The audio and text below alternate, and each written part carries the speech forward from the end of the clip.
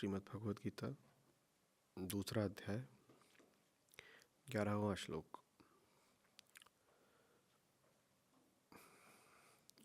तो हमने देखा कि अर्जुन शोक, मोह और भ्रम की उसी अवस्था में अभी भी हैं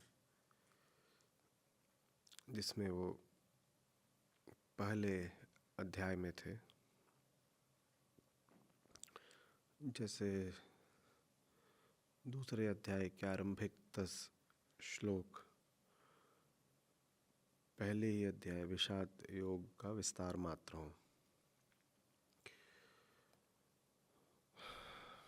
अर्जुन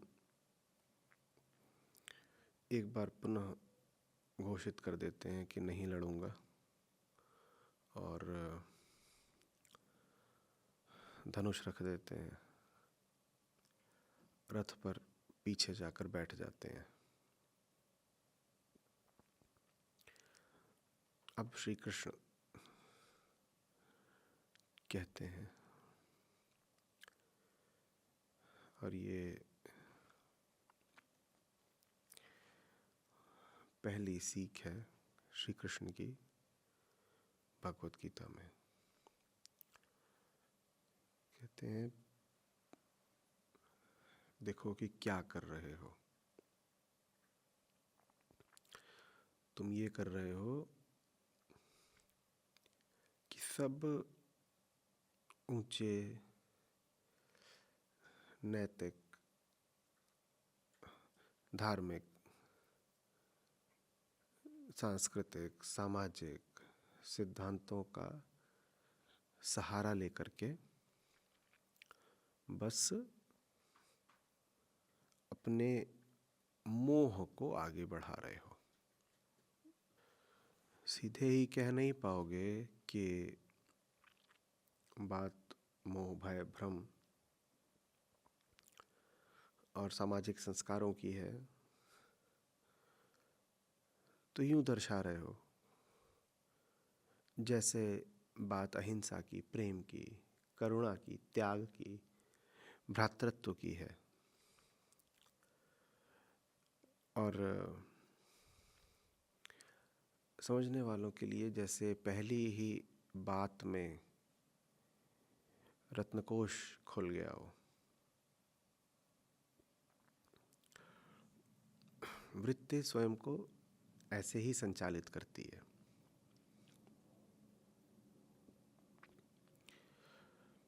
तर्क का सहारा लेती है, विचार का सहारा लेती है,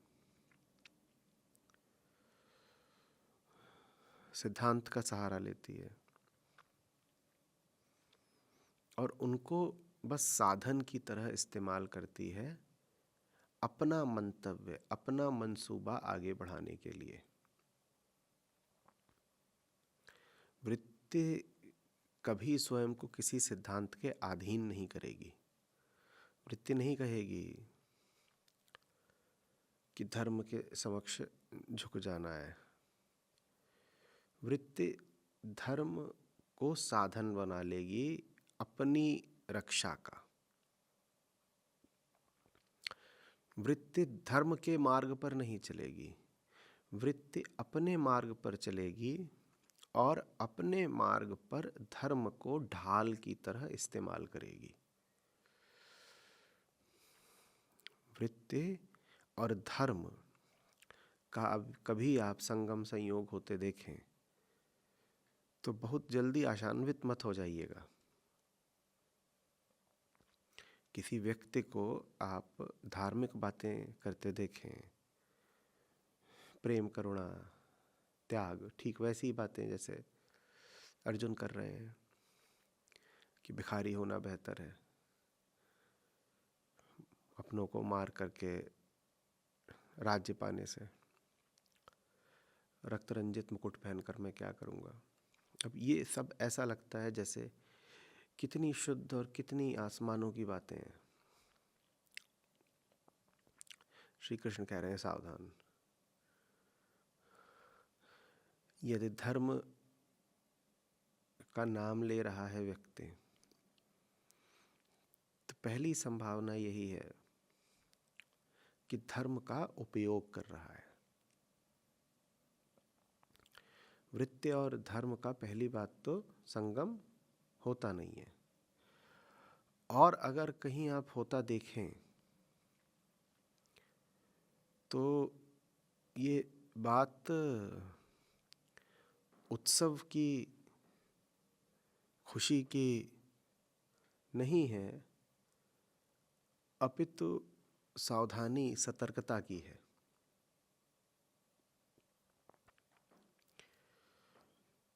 जरूर वृत्ति इतनी चढ़ी हुई है कि उद्दंड होकर के अब उसने धर्म को भी उठा लिया। आमतौर पर वृत्ति धर्म से जरा दूर दूर चलती है। लोग इसीलिए धर्म की बातें करते नहीं। तो जो लोग धर्म की बातें नहीं करते हैं वहां तो उन्होंने स्पष्ट ही दिखा दिया कि धर्म हमें रुचता नहीं है, या धर्म हमारी कामनाओं के लिए खतरनाक है, तो हम धर्म का नाम नहीं लेते। लेकिन ऐसे लोगों से कहीं ज्यादा खतरनाक वो लोग हैं जो धर्म का नाम लेते हैं। क्योंकि धर्म का नाम ले लिया माने वृत्ति का आत्मविश्वास, वृत्ति की ढिठाई इतनी बढ़ गई है कि उसे अब धर्म से भी डर नहीं लग रहा। डरना तो छोड़ दीजिए, वो धर्म को अब इतनी छोटी और इतनी असुरक्षित चीज समझ रही है कि सीधे ही धर्म को निवाला बनाने आ गई है। वही बात कृष्ण यहाँ कहते हैं कि पंडितों सी बातें कर रहे हो देखो, और हंसकर कहते हैं वही पुराना खेल चल रहा है, कुछ नया नहीं। अहम वृत्ति ही समय की शुरुआत है, और समय की शुरुआत से ही अहम वृत्ति ऐसी ही है। एक झूठ, समय भी झूठ, अहम भी झूठ, और अपने आप को सिर्फ बनाए बचाए रखने के लिए झूठ पे झूठ। जो शोक लायक नहीं है उनके लिए शोक कर रहे हो। फिर आगे कहते हैं ज्ञानी लोग, दो सुंदर शब्द हैं, गत असून और अगत असून। गत असून माने जो अब नहीं है, और अगत असून माने जो अभी है। माने जो तुम्हें मृत और जो तुम्हें जीवित दिखाई दे रहे हैं। ज्ञानी लोग इनके लिए शोक नहीं करते। इस श्लोक में और अगले दो श्लोकों में श्री कृष्ण ने प्रकृति के विषय में कुछ बहुत विशेष बताया है, और प्रकृति और अहंकार के संबंध के बारे में भी। प्रकृति के विषय में उन्होंने कहा है कि प्रकृति में बस प्रक्रियाएं होती हैं, बस प्रक्रियाएं हैं। कार्य कारण का एक चक्र चलता रहता है। एक बहाव है, जैसे नदी बह रही है। नदी में आपको पानी के कुछ छींटे अचानक दिखाई दिए, बात बहुत सीधी है। बीच में एक पत्थर था, एक छोटी सी धारा आकर के पत्थर से टकराई है और बिखर गई है, छींटे आपको दृष्टिगोचर हो गए। तो श्री कृष्ण कह रहे हैं कि ये जो तुम सब देख रहे हो ये बहाव है। और इसी को लेकर के आगे कहते हैं कि कभी भी ऐसा नहीं था जब ये बहाव नहीं था। ऐसा नहीं है कि कभी तुम नहीं थे या मैं नहीं था, ये सामने सब जो राजा इत्यादि दिखाई दे रहे हैं ये लोग नहीं थे, या ऐसा भी नहीं है कि कभी भी आज के बाद हम नहीं रहेंगे। सब रहेंगे। प्रकृति में नया कुछ होता ही नहीं है। नए बस नाम और रूप होते हैं। जो मूल प्रक्रियाएं हैं वो सदा से वही हैं जो हैं। और मूल बात क्या है? मूल बात यह है कि अहम वृत्ति है जो पाई प्रकृति में जाती है, लेकिन जिसका ठिकाना, जिसका अंत, जिसका विश्राम, जिसकी नियति आत्मा होती है। बस कुल इतना सा खेल है। ये अहम वृत्ति जो है, चूंकि प्रकृति में पाई जाती है, इसीलिए प्रकृति के प्रति मोहग्रस्त रहती है। उसी मोह का दूसरा नाम अज्ञान है। ये अहम वृत्ति स्वयं को नहीं जानती। जब ये स्वयं को नहीं जानती तो प्रकृति से और ज्यादा आबद्ध रहती है। लेकिन इसमें जो मूल कामना होती है मुक्त हो जाने की, आत्मा हो जाने की, वो कामना कभी मर नहीं सकती। प्रकृति से अहम वृत्ति जाकर के कितनी भी संयुक्त हो जाए, उसको चैन मिलता नहीं है। बस यही कुल कहानी है, इसके अलावा कुछ भी नहीं, कुछ नहीं। प्रकृति, जैसे सांख्य योग कहता है, त्रिगुणात्मक सतरजतम, इन्हीं तीन गुणों के भांति भांति के अनंत संयोग होते हैं। उससे सब प्रकार के पदार्थ और प्रक्रियाएं आपको दिखाई देते हैं। तो प्रकृति में कुछ नया नहीं है, लेकिन भांति भांति के संयोगों के कारण अहम भ्रमित हो जाता है। कोई नया संयोग सामने आता है, अहम को लगता है कुछ नया ही सामने आ गया। नया कुछ है नहीं, नया बस एक। तो इसलिए श्री कृष्ण कह रहे हैं कि कोई समय नहीं था जब मैं नहीं था, तुम नहीं थे, राजा लोग नहीं थे। और हमने कहा कि सदा से जो कहानी है उसमें तीन ही पात्र हैं। हमने कौन सी कहानी बताई? हमने कहा अहम वृत्ति है जो पाई हमेशा प्रकृति में जाती है, लेकिन जिसकी अंतिम शरण स्थली बनती है सिर्फ। तो ये तीन होते हैं पात्र। इन्हीं तीन किरदारों का ये भव्य नाटक अनंत काल से खेला जा रहा है और आगे भी चलेगा। इन तीन के अलावा कोई नहीं। और श्री कृष्ण कह रहे हैं कोई समय नहीं था जब मैं नहीं था, तुम नहीं थे, और ये सब लोग जिनके लिए तुम शोक कर रहे हो ये नहीं थे। यहां भी कितने हैं? तीन और तीन का कुछ हिसाब बैठा नहीं बैठा? कुछ बैठ रहा है नहीं बैठ रहा है? कौन से तीन होते हैं? अहम, प्रकृति, आत्मा। यही कुल कहानी है। और कृष्ण यहां पर कह रहे हैं कोई समय नहीं था जब हम नहीं थे, तुम नहीं थे, या ये जितने योद्धा दिख रहे हैं सामने ये नहीं थे। वही तीन यहां भी तो वो तीन कौन है यहाँ पे? अर्जुन कौन है? सब राजा लोग कौन है? कृष्ण क्या है? बस यही कुल गीता है। समझदार होते अर्जुन तो यहीं पर समझ जाते, खेल यहीं रुक जाता। ले यही तो चल रहा है। नाम बदल जाते हैं, पोशाकें बदल जाएंगी, युद्ध स्थल बदल जाएंगे, संदर्भ बदल जाएंगे, पर जहां भी कहीं कुछ भी हो रहा होगा तो यही हो रहा होगा। इसके अलावा कभी कुछ होता नहीं। आप अपने जीवन में भी टटोल के देख लीजिएगा, आपको कुछ और दिख जाए तो। कभी भी कुछ भी हो रहा होगा, बस यही हो रहा होगा। अर्जुन होंगे, कृष्ण होंगे, और ये पूरा चारों तरफ से घेरे हुए कुल खानदान और दुनियादारी का कुनबा, यही सब होगा। हाँ, उनके सब नाम वाम बदल जाएंगे। जरूरी नहीं है कि जिन्होंने घेर रखा हो वो व्यक्ति रूप में ही हो, कोई और भी रूप हो सकता है। तो रूप तो बदलते ही रहते हैं।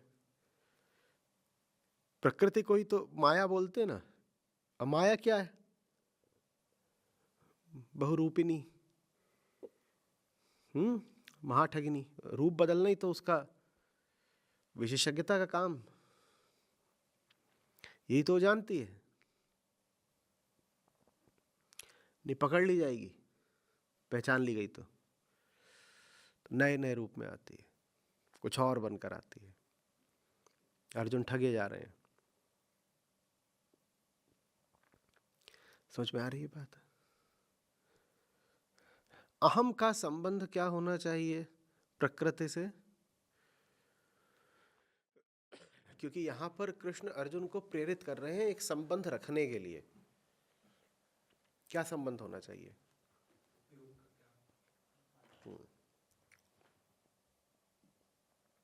प्रकृति में जो कुछ भी ऐसा है जो तुम्हें आत्मा की ओर ले जाने में सहायक हो, और ये बात तुम्हारे संदर्भ में की जा रही है, ठीक है? आवश्यक नहीं है कि प्रकृति ने चैतन्य रूप से निर्णय कर रखा हो तुम्हें रोकने का या धकेलने का।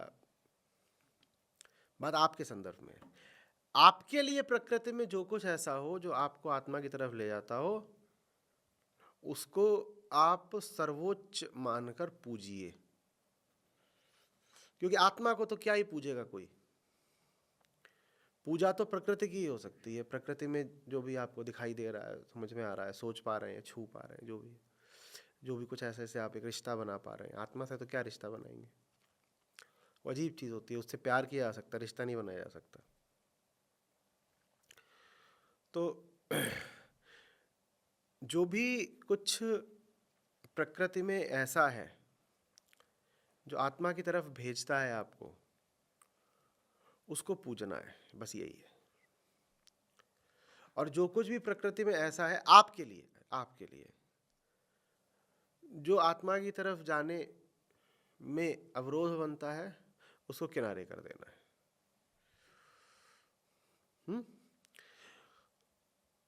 जब किनारे करना है तो इस तरह करना है कि किनारे करने में भी कहीं लिप्त ना हो जाए। जब पूजना है तो भी ऐसे पूजना है कि पूजने में भी कहीं लिप्त ना हो जाए। क्योंकि भाई पूजना लक्ष्य, पूजना भी साधन है। पूजा का लक्ष्य पूज्य वस्तु से एकत्व तो नहीं होता। पूजा का लक्ष्य होता है पूज्य वस्तु के माध्यम से समस्त जगत से मुक्ति, और समस्त जगत में सम्मिलित होती है वो पूज्य वस्तु भी। तो लिप्त पूज्य वस्तु से भी नहीं हो जाना है। और जब सामने अवरोध आए, मेरी जो व्यक्तिगत कहानी है भाई, जो कि मेरी है नहीं, कहानी बड़ी पुरानी, सबकी कहानी है, मेरे लिए तो मेरी ही है, मुझे तो ऐसा ही लगता है। तो मेरी कहानी में मुझे जो बाधा आती है, उस बाधा को भी ऐसे हटाना है कि हटाने में कम से कम समय, ऊर्जा और ध्यान लगे, रुक नहीं जाना है। जैसे सड़क पे कोई गड्ढा आ गया हो, वहाँ खड़े होकर के आप गड्ढे का आकार नहीं नापने लगते, ठीक ना? आप गड्ढे को गरियाने लगते हो, ना गड्ढे की दुष्टता पर विचार करने लग जाते हो। क्या करते हो? जल्दी से जल्दी कम से कम समय लगाते हुए, गड्ढे को अपने मन का कम से कम हिस्सा देते हुए, बस अपने आप को बचा करके। वही श्री कृष्ण ने चाहा था जब उन्होंने कहा था युद्ध ना हो तो भला। क्योंकि युद्ध का होना भी अर्जुन के लिए ठीक नहीं है। 18 दिन तक लगातार किसके विषय में सोचना पड़ेगा? किसके बारे में सोचना पड़ेगा? सामने प्रतिपक्षी हैं, क्या चालें चल रहे हैं, आज क्या व्यूह रचना होगी, फलाने को कैसे मारे, उस योद्धा को कैसे घेरे, दिन भर यही सोचना पड़ेगा। अब ये सोचना सब कोई बड़े आनंद की बात तो है नहीं। तो बेहतर तो ये होता कि युद्ध होता ही नहीं। पर अब युद्ध हो रहा है तो उसको करना है। जो भी वस्तु अहम को रोके आत्मा तक जाने में, उसको हटाना ही धर्म है। सिर्फ यही धर्म है। प्रकृति में तुम्हारे लिए जो कुछ भी ऐसा है जो आत्मगमन में सहायक बने, उसको पूजो। उसके अलावा कुछ नहीं है पूजनीय। और आपके लिए क्या पूजनीय है ये सिर्फ आप ही जान सकते हो, क्योंकि आपको तो अपनी मुक्ति का प्रबंध करना है भाई। दुनिया पूजती होगी किसी चीज को, आप तो ये देखो आपको किसने सहारा और सहायता मुहैया कराई। दुनिया को तो ये सब बातें एकदम व्यक्तिगत हैं, ये सब बातें अहम सापेक्ष हैं। आपको देखना है आपके लिए क्या मददगार हुआ, वो आपके लिए पूजनीय हो गया। और आपको देखना है आपके लिए क्या अहितकर हुआ, क्या रोड़ा बना, अड़चन बना, आपको उसे हटाना होगा। यही धर्म है।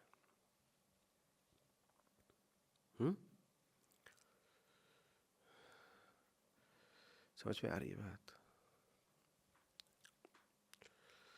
श्री कृष्ण को धर्म के दो पहलुओं में से एक सहज ही उपलब्ध हो गया है। कौन सा? जिसको पूजा जा सकता है। धर्म है किसी को पूजने में और किसी को तोड़ने में, वही दोनों साथ साथ ही चलेंगे। जिसको पूजना है वो अर्जुन के साथ ही खड़े हैं, तो इसीलिए अर्जुन के लिए आसान हो जाएगा दूसरे पक्ष को भी प्राप्त कर पाना। वो न होते अर्जुन के पास जो पूजनीय है, तो न कर पाते अर्जुन वो जो करणीय है। समझ में आ रही है बात ये? हाँ, ज्ञानी लोग जीवित मृत लोगों के लिए शोक नहीं करते। क्यों नहीं करते शोक? क्या बात है? और शोक को ना बड़ा दोष माना गया है। जैसे काम, क्रोध, लोभ, भय, ये सब मोह, ये सब दोष होते हैं, वैसे ही एक दोष शोक भी है। आप बैठ करके एकदम शोक मना रहे हो, टप टप आंसू झर रहे हैं, आह उठ रही है, छाती पीटने का मन हो रहा है, अध्यात्म में ये दोष है। कोई आपको मिले इसको लालच बहुत हो रहा है, आप उसको बोल देंगे कि ये तुम गलत कर रहे हो, ये दोष है, हो जाता है ना। लेकिन आपको कोई मिले जो दुख बहुत मना रहा हो, आप उसको ये नहीं बोल पाते देखो गलत कर रहे हो। सहानुभूति से उठती है, लगता है आदमी अच्छा है, कुछ गलत हो गया इसके साथ, इसको तो सहारा देना चाहिए, इसकी गलती क्या बताएं। पर शोक भी भय, क्रोध, लोभ, मोह जैसी ही गलती है, दोष है। तो जीवित मृत लोगों के लिए ज्ञानी लोग दोष नहीं करते। ये क्या कह दिया कृष्ण ने? जीवित मृत लोगों के लिए दोष नहीं करते, क्या, क्यों?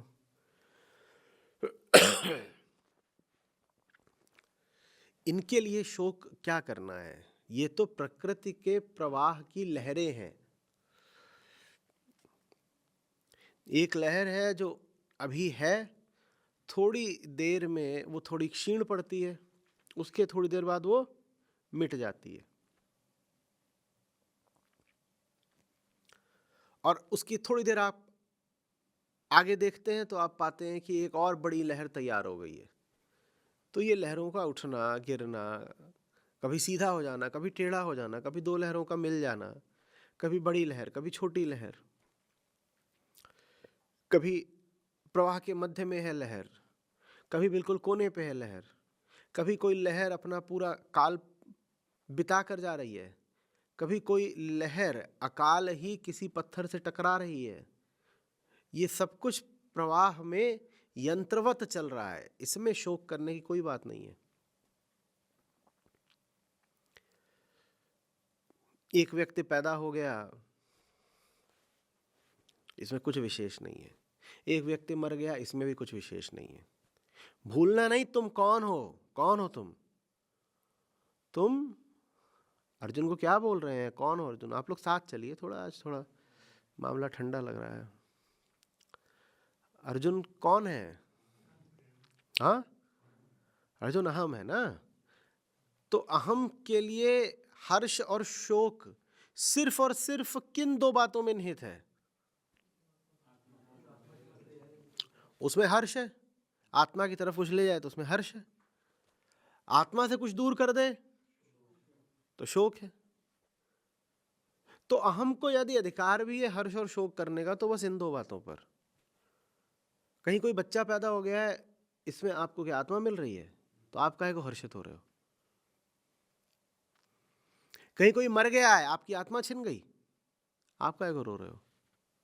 अब ये बात बड़ी क्रूरता की लगती है, कम से कम निर्ममता की तो लगती ही है, पर कृष्ण यही बोल रहे हैं, मैं क्या करूं?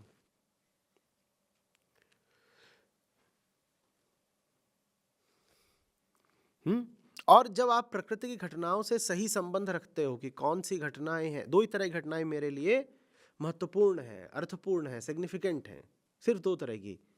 एक वो जो मेरी सहायता कर रही है उधर जाने में, दूसरी वो जो मुझे उधर जाने में रोक रही है।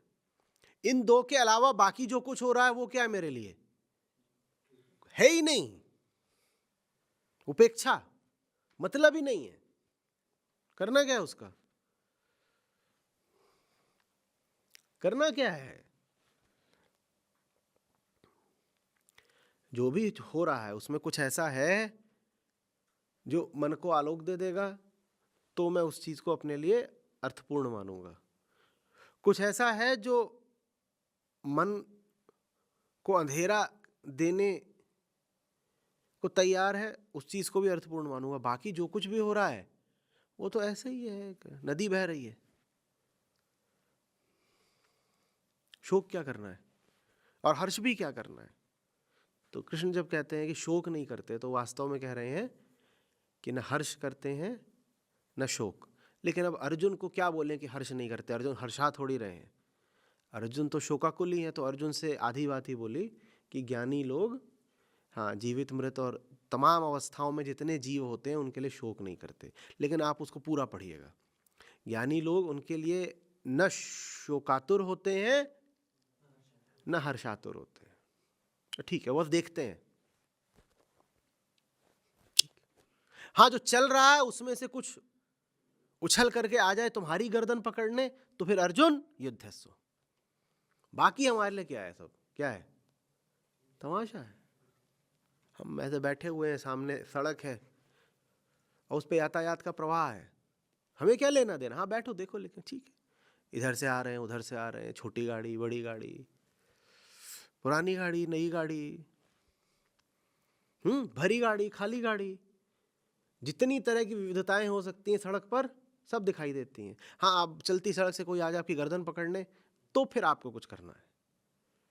नहीं तो कोई बहुत बड़ी गाड़ी निकल गई, उसमें आपके लिए हर्ष की क्या बात है? आप क्यों नाच रहे हो? एक गाड़ी थी, क्या हुआ? निकल गई। बहुत देर से बैठे हैं, कोई गाड़ी निकली नहीं, आप काहे को रो रहे हो? इसमें आपका क्या है? आप क्यों शोक कर रहे हो?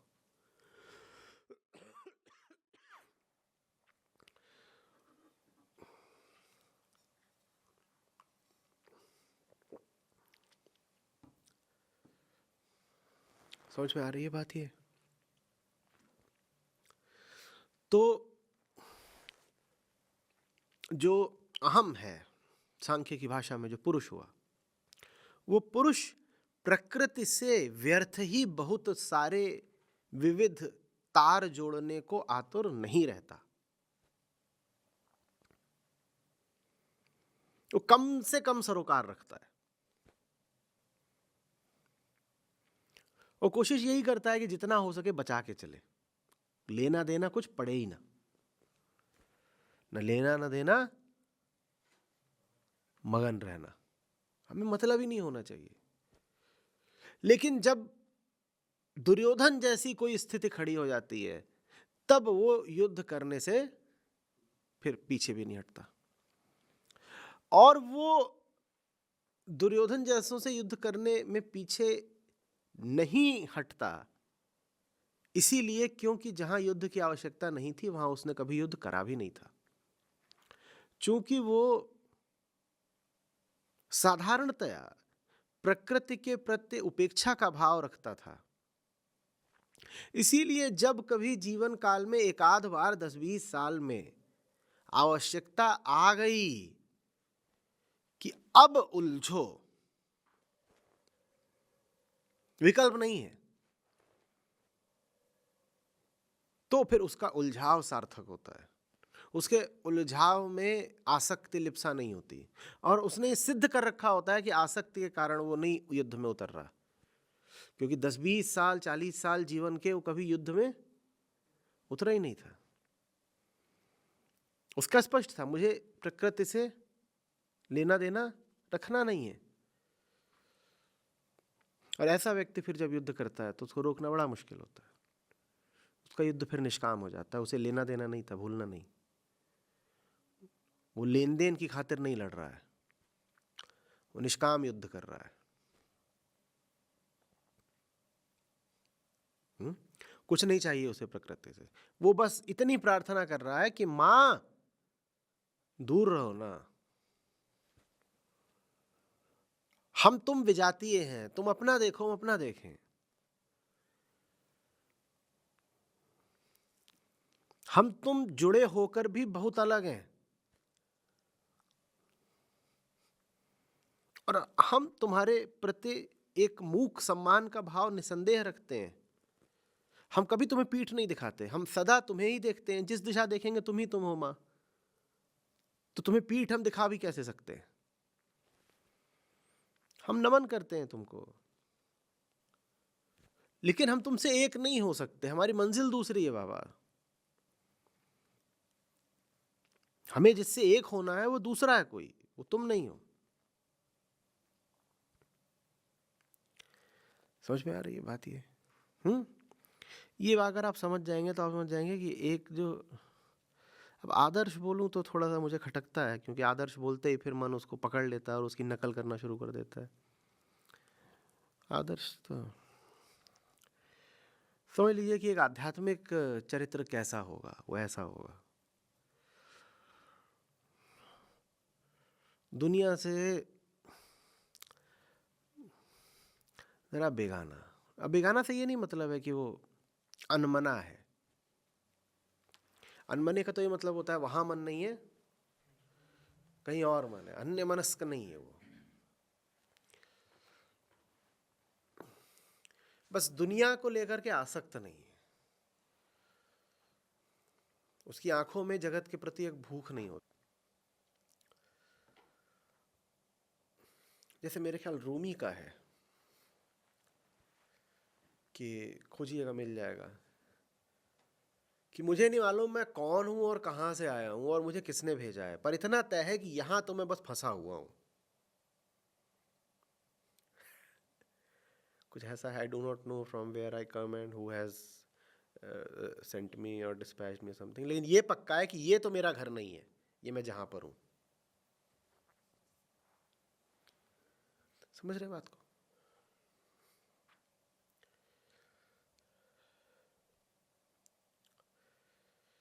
एक प्रकार का अनासक्ति योग हो गया ये। वो दुनिया को ऐसे देखता है जैसे किसी न सुलझाए जाने वाली पहेली को देखा जाए।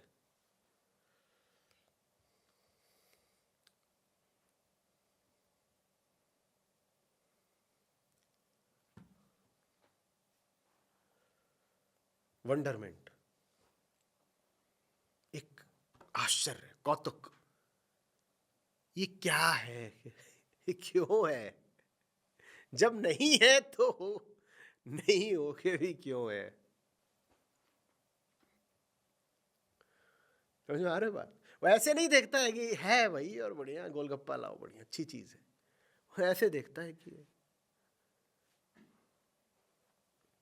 वो झुंड में ना हो, समाज में ना हो, अपने एकांत में हो, आप उसका चेहरा देखिएगा, आपको लगेगा किसी और ग्रह का व्यक्ति बैठा हुआ है, जो बस ये पूछ रहा है कि मैं यहां हूं ही क्यों। शोक नहीं है इसमें, शोक नहीं है, बस एक अचरज है। ही इस सब से मेरा क्या लेना देना, मुझे क्यों फंसा रखा है, हाँ, अच्छी बात है, सूरज उगता है, तारे टिमटिमाते हैं, हवा बहती है, पत्ते झड़ते हैं, अच्छी बात है सब।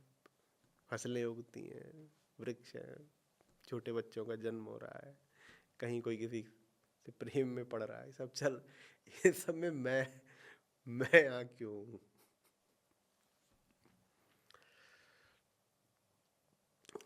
अब पता नहीं आप लोग पे क्या असर पड़ जाए, पर अब मेरे पास इतना अच्छा शायद भाषा कोश नहीं है, तो मैं कह देता हूँ वो एक मिसफिट जैसा होता है।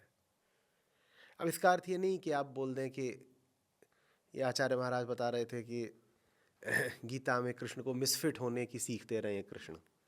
मैं जिस भाव से बता रहा हूँ उस भाव के साथ चलिए, उसमें से कोई छोटा सा अंश निकाल करके उद्धृत करेंगे या कि उतनी सी बात को पकड़ लेंगे, तो बात नहीं समझ में आएगी। मिसफिट समझ रहे हैं ना? फिट मैं इस अर्थ में बोल रहा हूँ कि वो फिट हो गया जो प्रकृति से ही एक हो गया। प्रकृति में ऐसे सांचे बने हुए हैं, सांचे, आप जाके उसमें ऐसे जम गए, फिट हो गए, वो नहीं हो पाता। वो प्रकृति से, जगत से, जीवन से एक नहीं हो पाता। कितना भी इंद्रधनुषी हो बाहर, सब कुछ भीतर उसके कोई बस पूछता रहता है मुक्ति कब मिलेगी।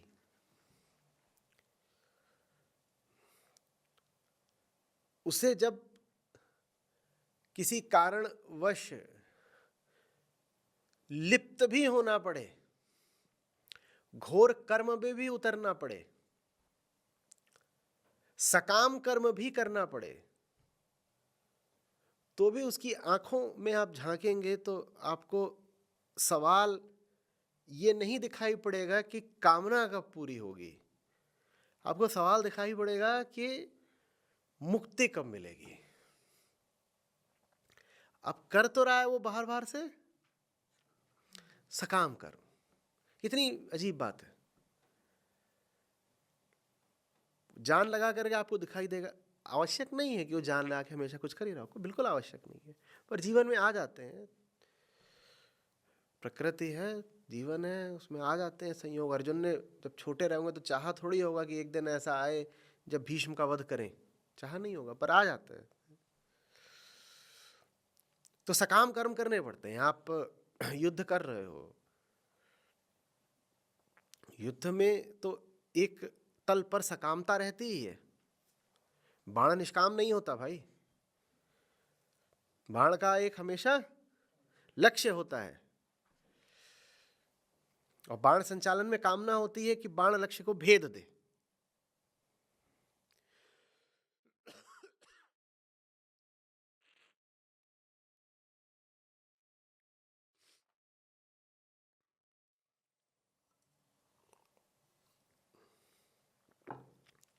तो एक और तो घोर युद्ध हो रहा होगा, और दूसरी ओर आप उस जगत, उसके अंतर जगत में आप झांकेंगे तो उस घोर युद्ध के बीच भी वो यही कह रहा होगा कि कहां फंसा दिया यार, ये सब कब खत्म होगा, कब मरे हो, कब भेंटे हो पूरन परमानंद। जैसे तीर तो चला रहा है सामने वाले को मारने के लिए, और गहरी आकांक्षा ये है कि मैं मर जाऊं, और फिर बड़े बड़े अविश्वसनीय कथानक पैदा होते हैं। सुकरात जो बातें बोल रहे थे, वो बातें जो अयोग्य शासन था ग्रीस का, उसके विरुद्ध थी। लेकिन मैं पढ़ रहा हूं तो मुझे दिखाई दे रहा है कि वो बाहर नहीं कुछ खत्म करना चाह रहे, जैसे उनके भीतर ही भीतर उन्होंने एक खेल रचा है स्वयं को खत्म करने के लिए। लग ये रहा है कि बाहरी व्यवस्था खत्म करना चाहते हैं, हो ये रहा है कि वो स्वयं को खत्म करना चाहते हैं, और कर दिया स्वयं को खत्म, और मुस्कुराए बोले किसी को पता भी नहीं चला। लोग यही सोचते रहे कि सुकरात शहीद हो गया, उन्हें पता ही नहीं था कि ये सब तो मैंने ही रचा था। कब मरे हों, कब बेटे हों पूर्ण परमानंद। हाँ, अब ऐसे कहीं बैठ के कोने में आत्महत्या कर लेते, उसमें कोई मजा नहीं, कायरता, कोई अर्थ नहीं उसमें। तो हमने कहा मृत्यु भी फिर ऐसी हो कि पीछे जो सब चेले चपाटे हैं, ये प्लेटो वगैरह, इनके लिए सार्थक हो जाए। तो मौत भी फिर हमने जबरदस्त रची अपनी। और मैं जितना और लोगों के चरित्रों को देखता हूं जिन्होंने कम उम्र में ही वीरगति का वर्ण करा, उतना मुझे और दिखाई देता है कि जैसे उनके भीतर कुछ आतुर था जाने के लिए। भगत सिंह तो मौखिक ही तौर पर बोलकर चले गए, बोले अगर जीऊंगा तो गड़बड़ हो जाएगी, जाने दो। बोले अभी पूरा भारत मुझे आदर्श रूप में देख रहा है, किसी को मेरे चरित्र में कोई खोट वगैरह अभी दिख नहीं रही है, पर और जीऊंगा तो मेरी कोई ना कोई कमजोरी लोगों पर प्रकट हो जाएगी। तो अभी मैंने अपने पीछे जितना बड़ा उबाल खड़ा कर दिया है, वो फिर ठंडा पड़ेगा अगर मैं जी गया, लेकिन अभी अगर मैं चला गया तो बड़ा मजा आ जाएगा, तो अभी जाने दो। और ये सब वो थे जो बच सकते थे।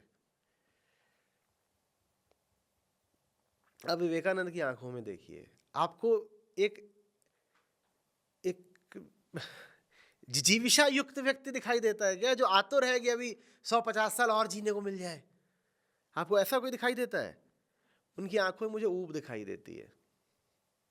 किसके प्रति ऊब? ऊबा तो पुराने से ही जाता है, दोहराओ दोहराओ दोहराओ। समझ गए थे यहाँ क्या चल रहा है, क्या चल रहा है, वही पुराना खेल। अब व्यक्ति समझाता भी है स्वयं को कि चलो हमें बात समझ में आ गई है, पर दूसरों को नहीं आई है, तो दूसरों की मुक्ति के लिए काम करना, जीना जरूरी है। तो उन्होंने किताबें लिख दी, बोले लो मुक्ति के लिए तुम्हारे हमारा जितना कर्तव्य था उतना कर दिया, किताबें पढ़ लेना, हमारी जान काहे ले रहे। अपना सब कार्यक्रम निपटा करके ऊपरी दृष्टि गई कि बीमारी लग गई थी इसलिए चले गए। ये बीमारी नहीं, बीमारियां, बहुत सारी बीमारियां एक साथ, उनको इतनी बीमारियां कैसे लग गई, हो ही नहीं सकता। मैं जहां से देख रहा हूं जैसे चाहा था कि लगे, कब मरे हो कब बेटे हो, ऐसा खत्म करो। हाँ, ये भी नहीं है कि कर्तव्य पूरा करे बिना विदा हो जाएंगे, तो कर्तव्य सारा पूरा कर देंगे, लेकिन थोड़ा सा स्वार्थ तो हम भी रख सकते हैं ना। अब ये नहीं कर पाएंगे कि तुम्हारे लिए जीते रहे, मर सकते हैं तुम्हारे लिए जी नहीं सकते। इतना सा स्वार्थ अधिकार है हमारा। तो तुम्हारे प्रति जितने भी कर्तव्य हैं सब पूरे कर देंगे, उसके बाद मां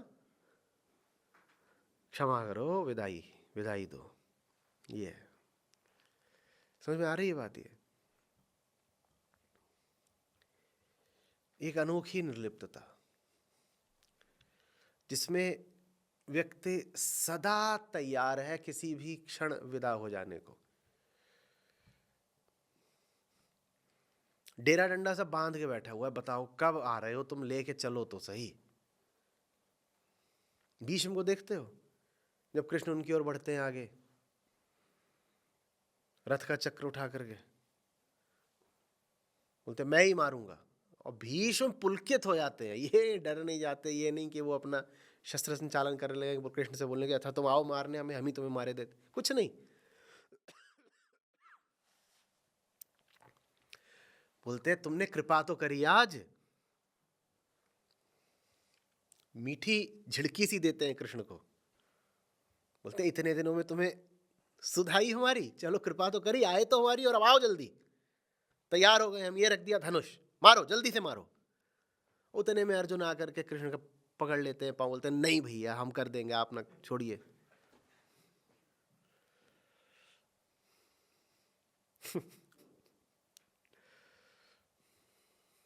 तो ऐसा होता है, तैयारी पूरी है, बैग पैक रखा हुआ है, बस उधर गाड़ी आई और इधर हम रुखसत हुए।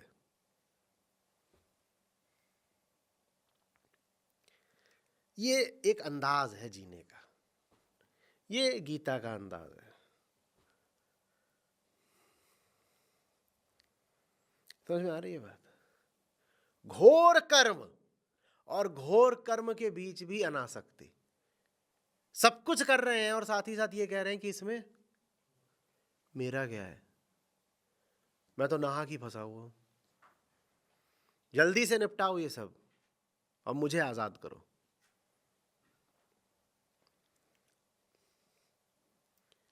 समझ में आ रही बात? तो ये श्लोक भर नहीं है कि श्लोक पढ़ लिए और ऐसे लगा कि अच्छा श्लोक में बोल दिया है जीवित मृत के लिए शोक नहीं करते, पंडितों ऐसी बातें कर रहे हो, कोई समय नहीं था जब राजा लोग नहीं थे, तुम नहीं था मैं नहीं। ये बात दूर तक नहीं जाती, बात बहुत भीतर तक जाती है, बात बहुत निकट तक जाती है। जब आप कहते हो ना बात बहुत दूर तक जाती है, तो बात को आप अपने से दूर कर देते हो। ये कहा करिए बात बहुत निकट तक जाती है, दूर तक नहीं आती। कहाँ तक जाती? आपकी जिंदगी की बात है। जीना सिखा रहे हैं कृष्ण, ऐसे जियो ना, ऐसे जियो। और ऐसे जीने के लिए क्या आवश्यक है? ज्ञान। ज्ञान जो देख पाए यहां कुछ नया नहीं हो रहा, यहां किसी का दिल नहीं बचेगा, यहां सब सिर्फ चोट खाने के लिए आते हैं। चोट इसलिए खाते हैं क्योंकि सबको लगता है कि हाँ कुछ नया हो सकता है। नया होगा नहीं, तुम्हारा दिल टूटेगा। पत्ता लगेगा, पत्ता झड़ेगा।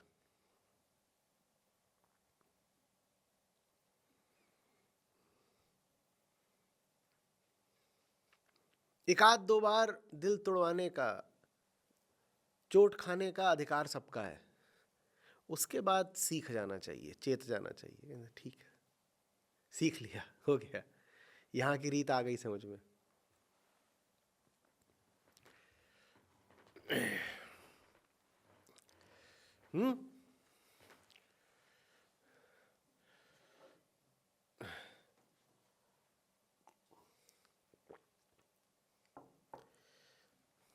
तो वृक्ष है और पत्ता है, और पत्ता झड़ रहा है और पत्ते को मोह हो रहा है। तो पत्ता बोल रहा है, पत्ता बोला वृक्ष से, सुनो वृक्ष बन रहा है, अब के बिछड़े ना मिलेंगे, दूर पड़ेंगे जाए। तो मोह हो रहा है, या कहता है अब के बिछड़े कब मिलेंगे, दूर पड़ेंगे जाए।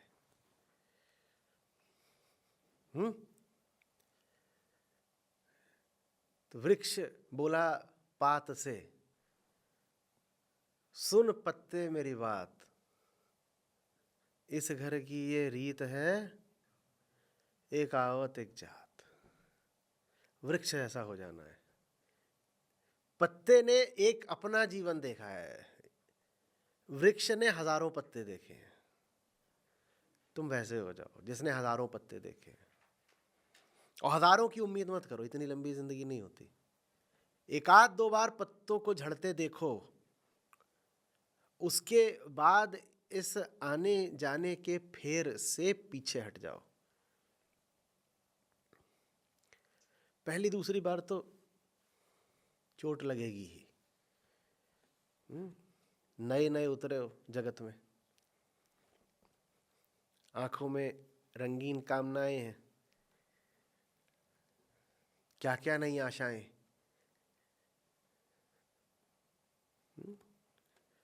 एक दो बार चोट खा लो, बार बार ना खाओ, वो भी एक ही जगह पर एक ही तरीके की। यही कुल अध्यात्म है बस। जिंदगी चोट देकर सीख ही तो दे रही है, सीख लो जल्दी से। जवानी में ही सीख लो जितनी जल्दी हो सके। 15 साल 20 साल पर्याप्त होने चाहिए। 15-20 साल की उम्र में बात समझ में आ जानी चाहिए, और कम में हो जाए तो और अच्छा। 12-14 साल में बात एकदम चमक जाए, बिजली सी कौंध जाए, ठीक है, आ गई बात समझ में, हो गया।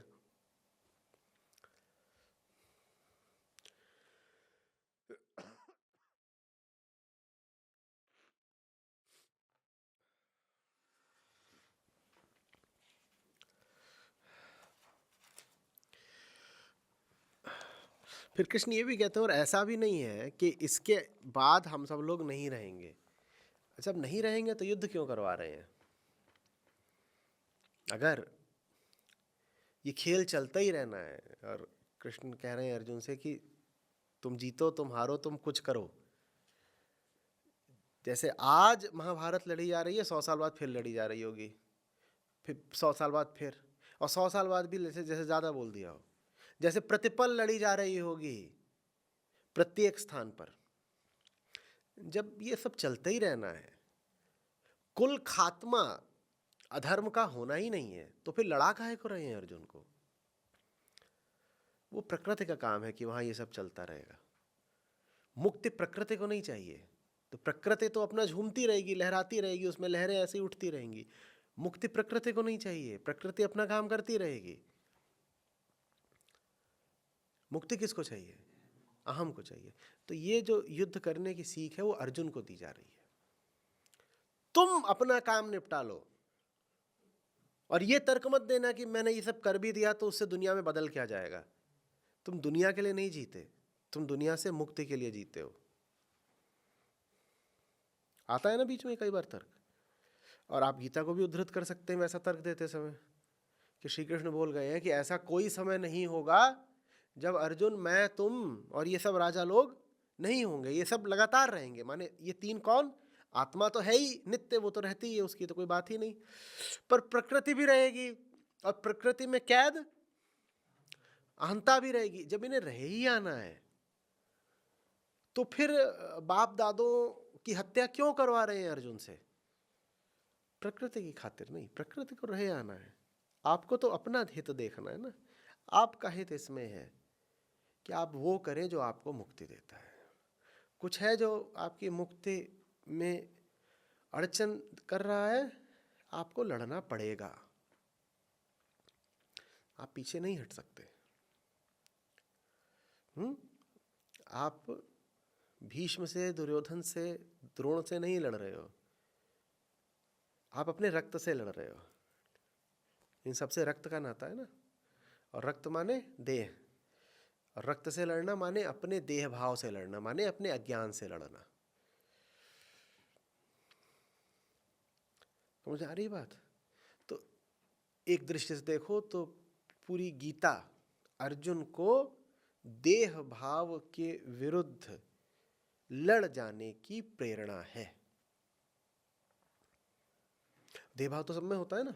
अब समझ में आ रहा है कि क्यों कहा था कि प्रत्येक पल प्रत्येक स्थान पर महाभारत हो ही रही है? क्योंकि प्रत्येक व्यक्ति जीवन के प्रत्येक पल देह भाव से ग्रस्त है। जहाँ कहीं भी देह भाव होगा वहाँ ही आपको लड़ना पड़ेगा। देह भाव में फिर से वही तीन आ गए वापस। देह क्या हो गई? प्रकृति। देह से जो आसक्त है वो कौन हो गया?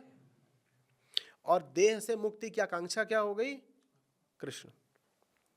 तो ये तीन हमेशा रहेंगे, और यही महाभारत है, यही भगवद गीता का सार है। इन तीन के अलावा तुम्हें कभी कोई मिलेगा ही नहीं, पीछे नहीं हटना है।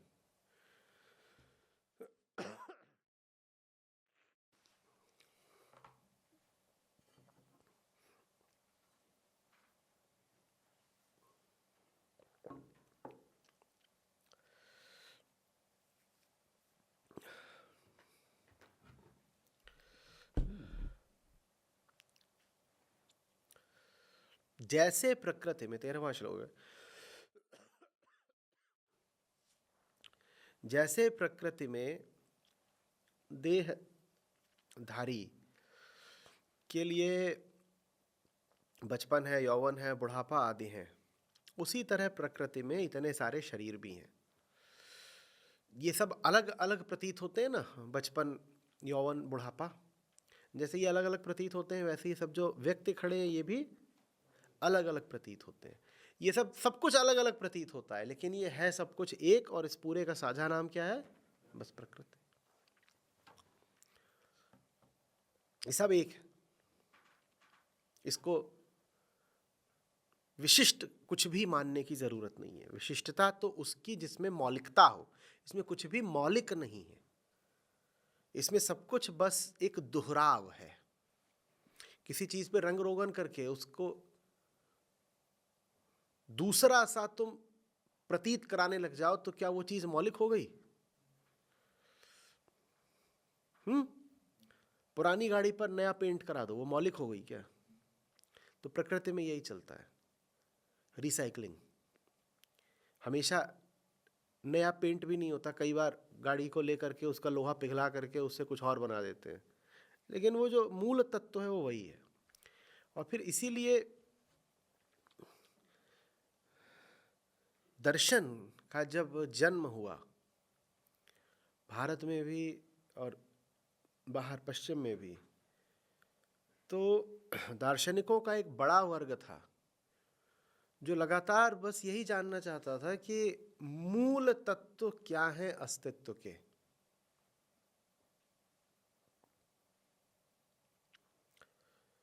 मूल तत्व क्या है? उनकी दृष्टि ये नहीं थी कि मैं कौन हूं,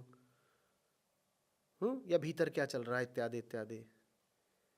उनके लिए दर्शन, फिलॉसफी का अर्थ ही यही था कि पता करें कि यह मूल बात क्या है, या बस सब ऊपर ऊपर रंग रोगन चल रहा है, अंदर अंदर क्या है।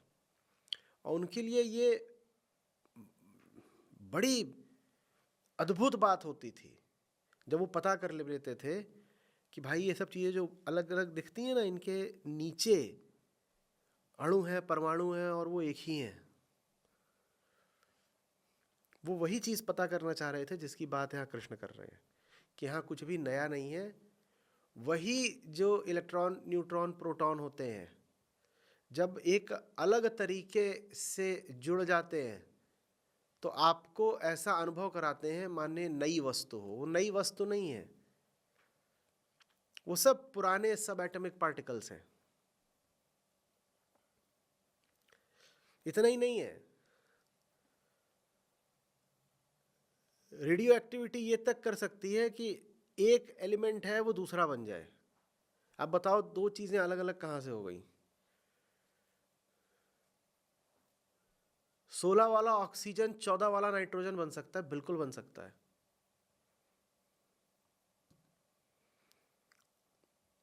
और 14 वाला नाइट्रोजन 12 वाला कार्बन बन सकता है, बिल्कुल बन सकता है। बताओ अलग अलग क्या है?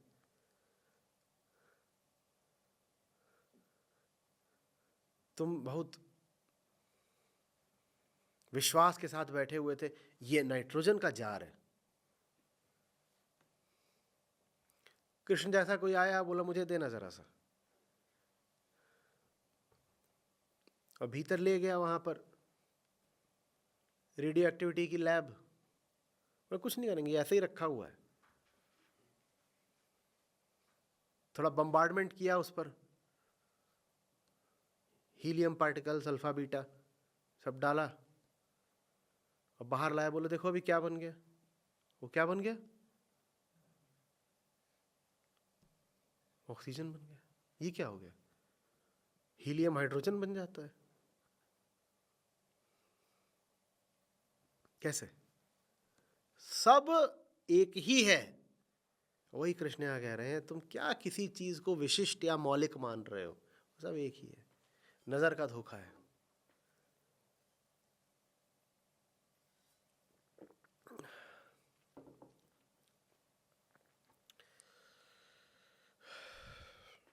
चौदहवां श्लोक है, उसमें एक बड़ा सुंदर शब्द है। तो जैसे आगे कहते हैं युद्धस्व, उससे पहले यहाँ एक बहुत सुंदर और शब्द कहते हैं जिसके बिना युद्धस्व बहुत अर्थ रखेगा नहीं, वो है तितिक्षस्व, माने सहो, तितिक्षा दिखाओ। तो दो शब्द एक साथ चलने चाहिए, तितिक्षस्व, युद्धस्व। सहते जाओ और लड़ते जाओ। गीता की सीख, बस पिटते रहो उठते रहो, वही है ये। तितिक्षस्व युध्यस्व, सहने के अलावा कोई चारा ही नहीं है। क्या करोगे तुम? पैदा हो गए हो सहने के लिए तो पैदा हुए हो। जीवन तो चीज ही बड़ी गरिमाहीन है। जिसकी दुर्गति होनी होती है वो पैदा हो जाता है।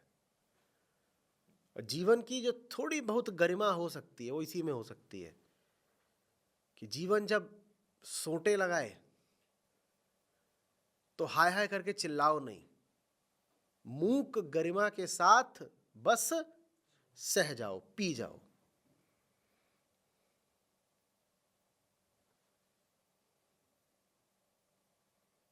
निष्प्रह, निरपेक्ष, ठीक, सह लिया, पी गए।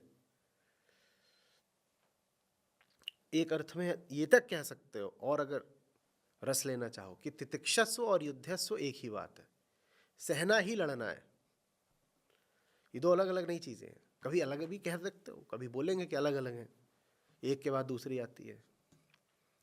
पर कहीं और से देखो तो कहोगे दोनों एक ही बात है। सहना ही तो लड़ना है।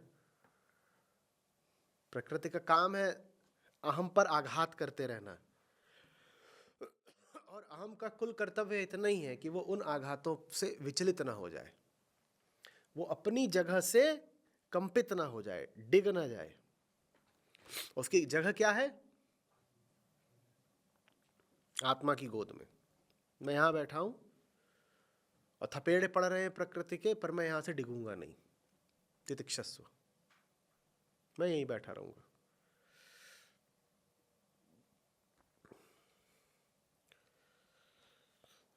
कबीर साहब एक जगह पे, बड़ा मेरा प्रिय भजन है वो, अभी अब याद नहीं आएगा, लेकिन या हो सकता है याद आ भी जाए, जहां वो एक बहुत विशेष दिए की बात करते हैं,